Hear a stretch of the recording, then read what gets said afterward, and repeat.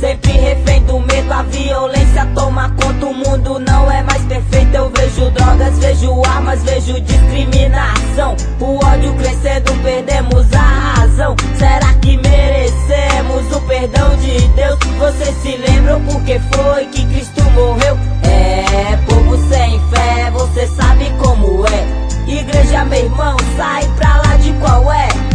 Sem querer tirar, pare pra raciocinar. Viagem na história e tente imaginar um irmão sacristão, nasce tão oitão, armando uma casinha pra pegar um vacilão. Então, imaginou nem dá, não tem como negar. Se todos fossem como eles, tudo ia melhorar. Ninguém é certo 100%, até aí tudo bem. Consciência do que é certo e errado todos têm. Dia a dia sangrento, a esperança morrendo, vidas jogadas ao vento e sonhos apodrecendo, esperando a paz eterna ao lado do Rei dos Reis.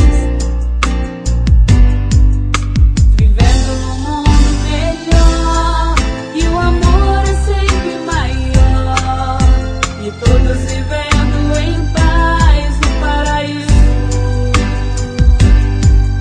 Seu sonho não pode morrer, basta só você perceber, pois todos queremos viver no paraíso. O mundo renasceu na mais perfeita harmonia. Eu vi crianças sorrindo, no rosto só alegria. A fome que matava não existe mais, e o que rolava na quebrada era só a paz. Fogos de artifício ao invés de sapecos, políticos agora eram todos honestos.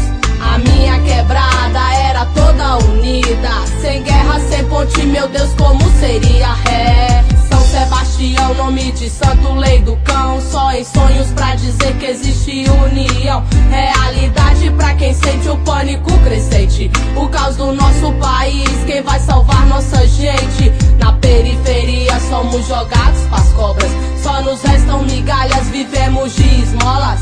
Leite e pão pra quem tem fome, se escondendo dos homens. A falta de emprego, desespero te consome.